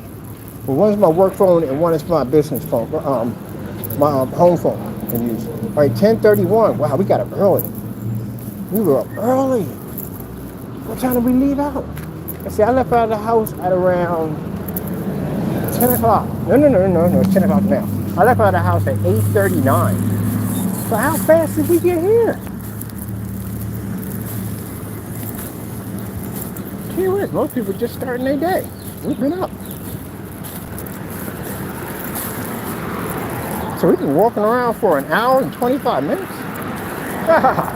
Yeah. Gotta go buy me a new pair of kicks too, because these are about done. So I think this time, well, I like these. I like these. I'm gonna get another pair. I think I'm gonna get them in red this time, because you can't see my black ones too well. I'm gonna get some bright red ones, some bright yellow ones, something orangey. But then again, if I get orange, I'm gonna be craving a box of cereal. Best cereal in the entire world, those you may argue with me on this one, is Lucky Charms. As a kid, I loved sugar. It was the best cereal. It's the sweetest cereal that you could possibly get. I mean, it had so many marshmallows in there. It was freaking unbelievable. And then they turned around and they made the other area of the cereal, which was I think the Wheat Puffs in there. They turned around and put marshmallow bits in those. Oh my goodness, I'm telling you. It was absolutely amazing. And then, one day, me and my ex are on Amazon, and I see Lucky Charms marshmallows you could buy without buying the cereal. You get them in 5-pound bags. So I bought one. And I did the one thing that everybody ever wants to do. At one point, Lucky Charms used to have this contest that you could get one of these boxes of Lucky Charms with nothing but marshmallows. It was a rare limited edition. You would find one of these things. I never found one. But finding that bag made all my dreams come true. And yes, I saw time. And I could basically hear color. Talking about ultimate sugar hype. And keep in mind, like I said, I'm hyperactive. So you imagine sitting down having a bowl of marshmallows, how hyped up I was. And then I had extra marshmallows in my freaking cereal. Oh, now I'm getting the craving for them thinking about it. I might just go to Amazon and get myself some marshmallows. Yeah, it was a lot. It was a lot of sugar. A lot of sugar. All right, people, we're at the park now.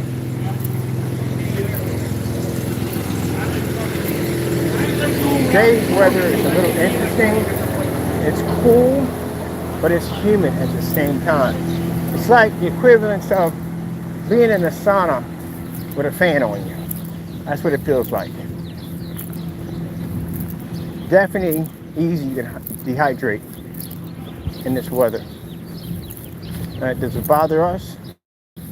No. We're used to doing this without water.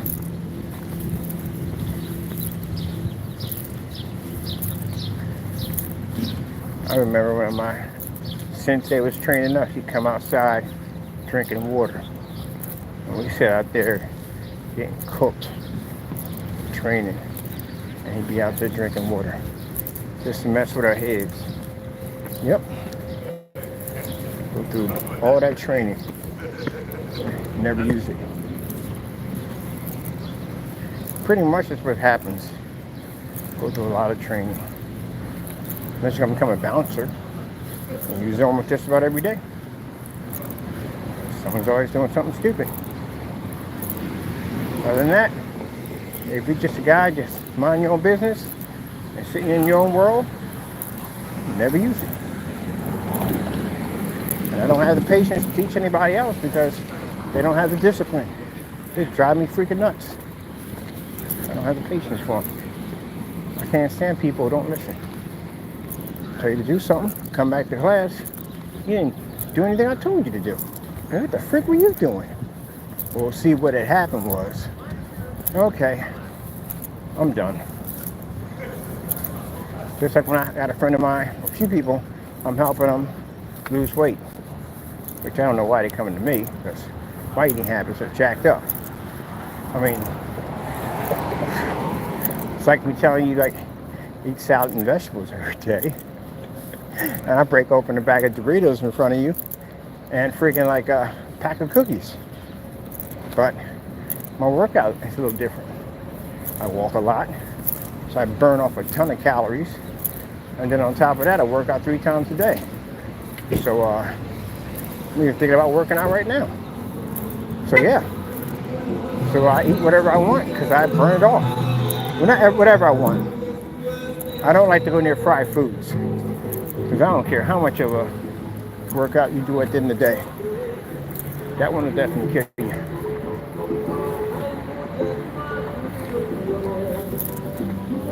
That one will definitely kill you. It'll clog your arteries and everything. So, oh shoot, I forgot. I was supposed to get my junk food. So I'm allowed to have junk food, well, fried food, once a month. I haven't picked a place yet where I was going to eat from. I was going to do the cheesesteaks, but I think I'm going to get myself a pizza. I literally walked past my favorite pizza place coming down here. So let's see. Yeah, because I used to do this every day. I used to eat fried foods every day. Every single day. Now, you have a problem with breathing and your heart don't feel right, you know to fix it. If not, you'll feel it again and again. The next time you end up in a flashing truck. And the next time you wind up in a flashing truck because you'll never make it to the flashing truck. So yeah, put myself on a strict rule that I can have fried food of my choice. Not a lot either. You can't go overboard. You can't go buy like a whole bunch of it. You can't do that. Gotta keep it normal and high curve. And just that's what I can have.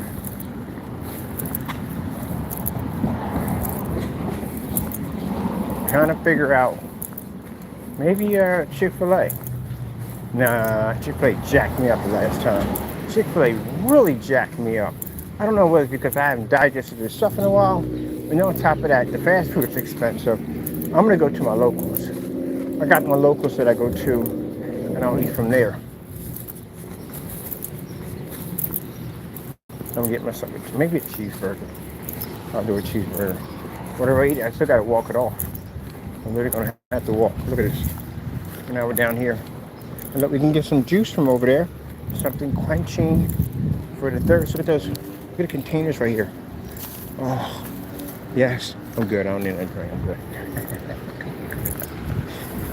I do that when I walk with people. When I have people walk with me, let's get something to drink. Like, nah, we're good. Let's just stare at this drink real quick. Because I'm getting in their head, making it hard for them. Yeah, I told you. Let me tell you something.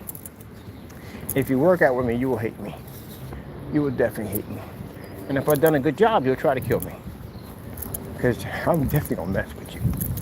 I'm definitely going to mess with you. It's good. You have to get to that stage of not needing water. We'll go look at that juice. Like, don't that look delicious? Yeah, man. Taste it right now. I can go in there and buy a bag of chips. Matter of fact, I'm hungry. I should get a bag of chips to eat while I'm walking back. That'll make it much more promising.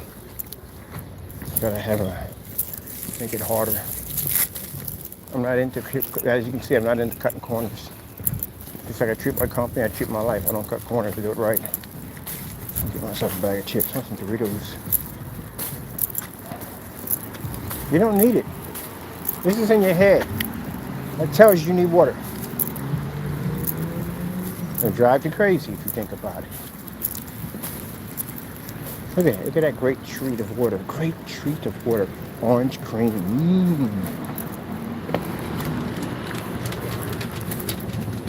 Let's see. Chips. Oh!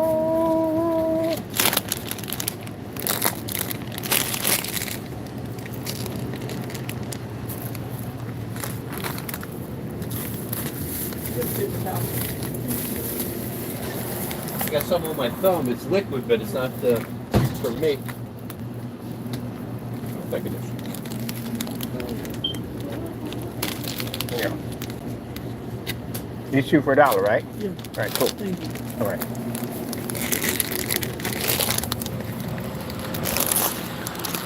Smartest move for Dorito. smartest move because the big bag is $6 and the other bag they have is $4. These are two for $1. They're making the money off this bag right here.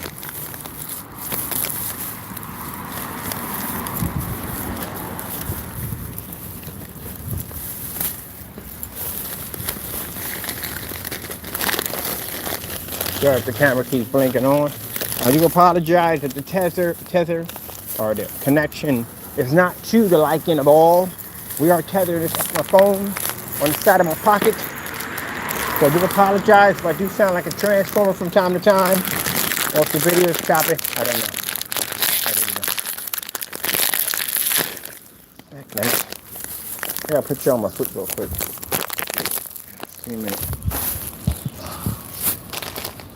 Check out my sneakers.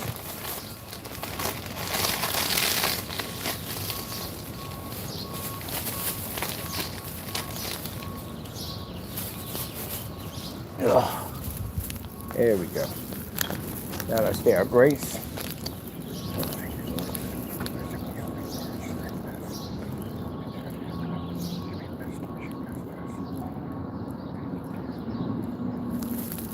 There we go. Thank our Lord for our meal.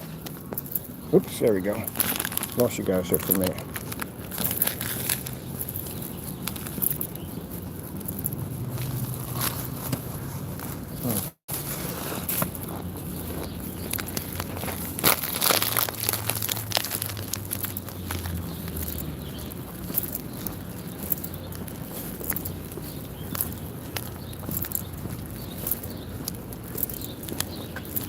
So, on the walk that they do with me,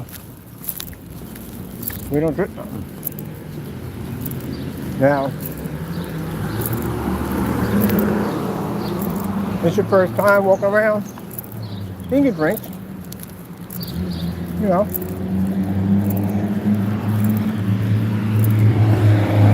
Like, when I ran track, if we made it too hard for them, they didn't come back. They never came back to training. They wouldn't come back. It's too difficult. Why would you? Going into training, they did some crazy stuff. I'm like, oh heck no. Them jokers try to kill me in there. I want to go back. So, we try to make it easy on them. And then gradually, we give them more of a challenge. That's what we do. And then they work at their own pace. You don't work at my pace. Work at your own pace. Nobody judges you on that.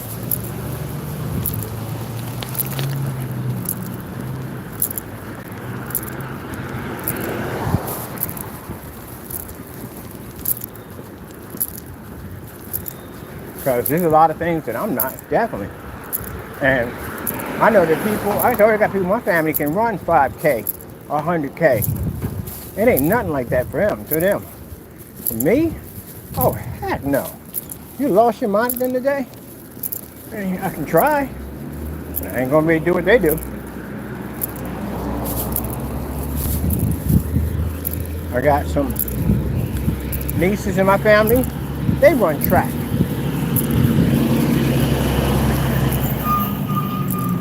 Interesting. You see them running? See that where the air pushes in and out of their lungs? It's beautiful. And I like how they can slow it down and they can change gears and speed it up. Even when you think they're running fast, they're not even running fast. I haven't learned how to adjust my lungs like that.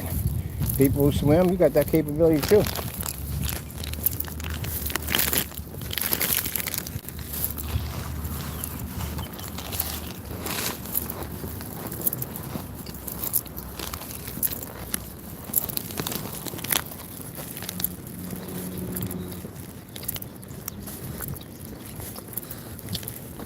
I was getting my hair early. I used to hear the kids screaming over here at school. Can you believe that's a playground? That's it. Small, ain't it? When I was a kid, well, If you grew up in my era, you remember what the school playground looked like. It was huge.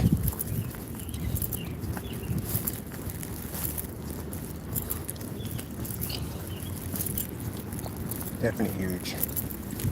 Of course, we had all the items that would get you jacked up in a day. That's why I sit there and say that, look, don't take it offensively, but Gen Z, you're soft. If you even had anywhere near close to the playground equipment that we had coming up, you would have died. The sliding board of death, are you kidding me? You know how tall our sliding boards were? It was like climbing up a freaking ladder, a 2-story ladder. We had a huge sliding board, and they were made out of metal. And the sun would get out there and heat these suckers up. And if you were dumb enough, which I was, and I've done it multiple times, not thinking, you would slide down one of these death traps. And of course, you would get stuck. Maybe in the beginning, maybe in the middle, but you was getting stuck. And whatever was on you was on the slide. You got 90-degree burns coming down the slide. Yeah. And then you got the monkey bars. That seemed to be 8 feet off the ground. There was no freaking asphalt down there waiting for you. No wood chips. It was concrete, broken glass, and everything else you could possibly think of. And then we had that wheel of death, when you spin around a bunch of your friends, and the one guy would fall, he wouldn't let go, and you just get dragged for dear life as all your friends just sat there and laughed at him, which I did to all my friends. So you would go through that. That's what would happen. And then there's the tether ball. Oh my God, the tether ball. If you were short enough, you got missed by the tether ball. But if you were just the perfect height, you could get hit right square in the face. Whoever hit it on the opposite side. Somebody hits it, especially a big kid, and they hit it, and this thing is traveling at you at 100 miles an hour. Bam! Nails you right in the face. You know the purpose of the tether ball? The tether ball taught you how to get a hit to the face and get back up. Come back in from recess, nose is bleeding. Then to the nurse, got a freaking cotton ball stuck up your nose, and you go back to class. You didn't cry about it. I got Gen Zs in my family. I have a big family. I had 10 kids. There's 48 grandkids. There's Gen Zs in there. And I look at them like, God almighty, what the freak? And you guys were designed to be, I'm not saying that, I'm saying there is hope for them. There is. There is hope, but you're just not built like our generation. You're not. We were built tougher. And we used to do the dumbest stuff you could possibly think of. Like we'd line our friends up and we'd jump over top of them. The last man would catch the tire. And would he cry about it? He'd suck it up. Break our arms, our legs, come out, get our cast signed and all that crazy stuff. Fall out of trees. I had so many accidents, it's not even funny. I've been to the hospital so many times when I was a kid. If this was back in this time, they would accuse my mom of child abuse. I fell out of trees, all kinds of stuff. Broke my ribs one time falling out of a tree. Go right back out. Not after that crack. You gotta wait a while to heal, because that stuff hurt. You snap your rib. That crap freaking hurt. But yeah, we just built tougher. Had all kinds of concussions and everything else you can name. Just suck it up, go right back out, do it again. Look, guys running around the lap, right? And then the minute he got to the corner, he stopped. But when the girls come out, he start running. That's not gonna help your training, buddy. If you're doing it for the ladies, then you're gonna fail. Because you're gonna meet somebody that ain't about it and they're about the sport. They're gonna crush you in the process. But anyway, yeah, we built tougher. We built tougher. Oh man, falling through doors, stung by bees, all kinds of stuff. What does mom do? Mom come in, she put a Band-Aid on it, she put a kiss on it, and it's ready. Go back out and play. If you really got jacked up. But man, our playground, I went out there and the playground's got cushioning. The sliding boards are made out of plastic. I'm like, where the frick was this at when I was coming up? Are you kidding me? It's like the guy from Saw built the playground. And if you're up on the monkey bars, and some of the monkey bars would rust at the top, some of the metal would give up a little bit, you cut your hand on one of those babies, get a tetanus shot. Yep.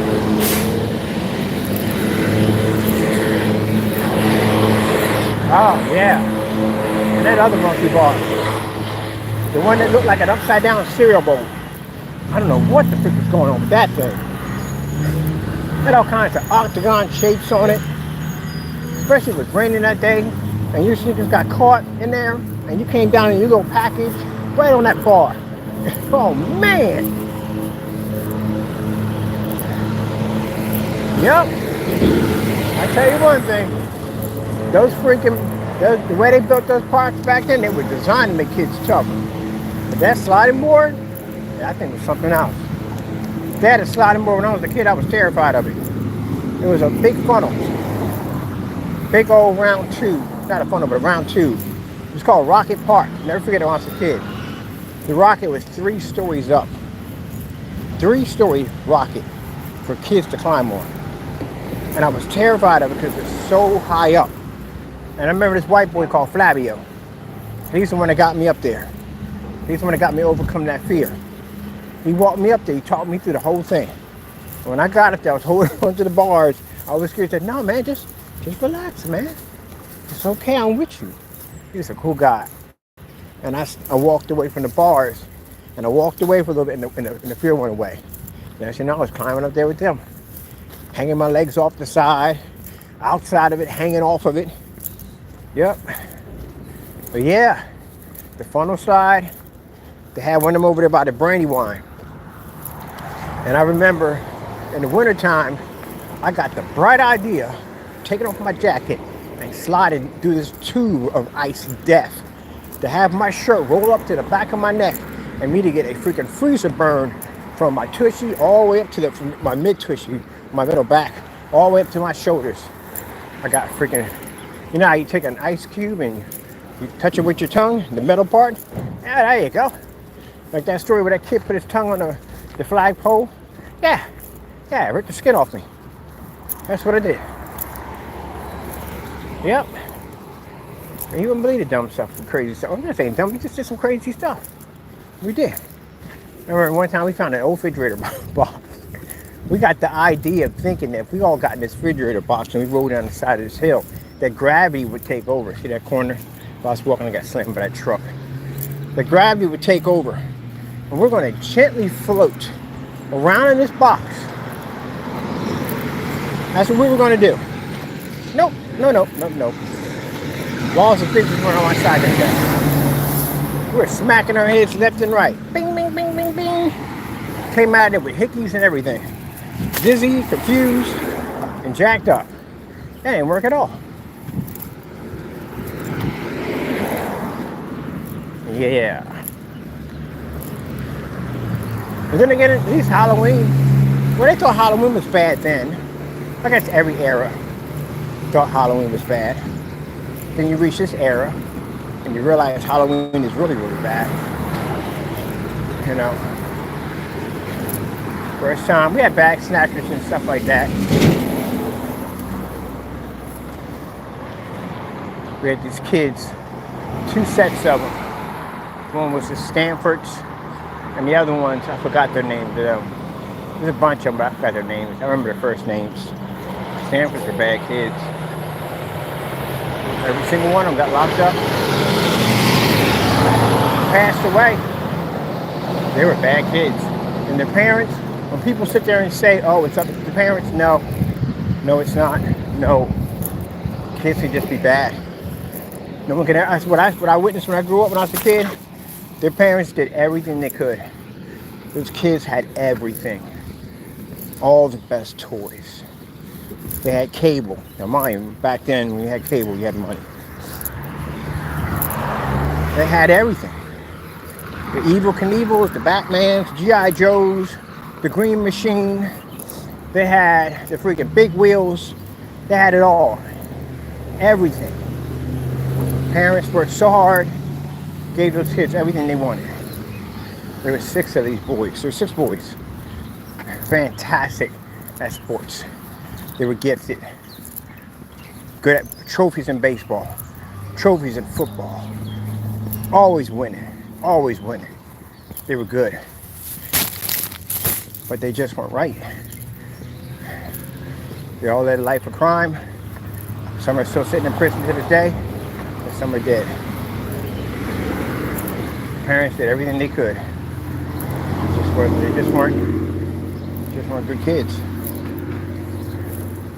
And I grew up with two of them. I'm gonna sit right here and chill for a minute. The older brothers, I didn't know too well. My older brothers knew them. I knew the younger ones. That's basically about it. But it's kind of like they'd have been better if they weren't born at all. As they got older, I don't know what became of them, why they were like that. One went to the military. First time I saw MPs. I never saw military police ever.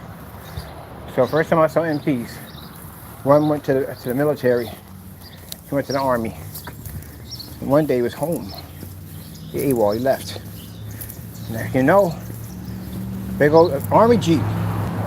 Never saw, I seen him in shows and cartoon TV shows. I never saw one in real life. Army Jeep pulled up. Not a Humvee. Mine, back in the day when I was a kid. Military Army Jeep. Pulled up in the driveway. Two guys got out with these white helmets and these bands on it said MP. And I was like, Mom, what's that? She said, that's military police. So he must have walked. And that's what he did, he left. They weren't too keen on command. Like, you can't boss them around. They didn't like being bossed around, especially the older ones. They hated it. Yep. I remember him going into the house. His parents came out first. They went in and got him, put handcuffs on him, put him in the back of the truck, and they took off. That's the last time I saw them. I don't know if he got a fight down there, or if he left, whatever. But yep, last time I seen him. Never saw him after that. Don't get me wrong, I mean, the kids were cool. You know, we're always doing something crazy anyway. We're up on the hill now. Let me get my breathing calibrated right. I had cough drops in the house. I didn't even take them. I wasn't planning to walk all the way over here and walk back.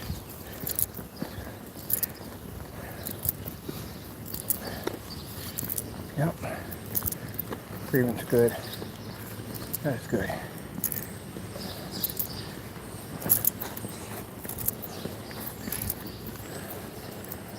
Yep, that's good. Yesterday I did too much. Too many push-ups. Something had locked up in my chest. Way too many push-ups. Went over the mark. Not supposed to overdo it. Got a certain mark you do. And then when you're comfortable, you go to that next mark. I went over. The adrenaline kicked in, and I figured I could get away with it. I had a difficult time breathing yesterday. So I was able to get a hold of it. Take no medicine for it. Get a thing, get them cough drops, and that's it. I know some people who have the respiratory issues, I don't have them anymore. I don't believe I got them. For me to do all that, I haven't taken my inhalers in so long. I said going on 5 years. I haven't taken another inhaler. The other one is steroids. Basically clears up any form of infection that may pop up, but I haven't had that either. Look at that. Is that crazy or what? We came from all the way over there. All the way from that building. That tall building you see right there, that's the courthouse. And we just walked past that to go across to the post office, to come down here.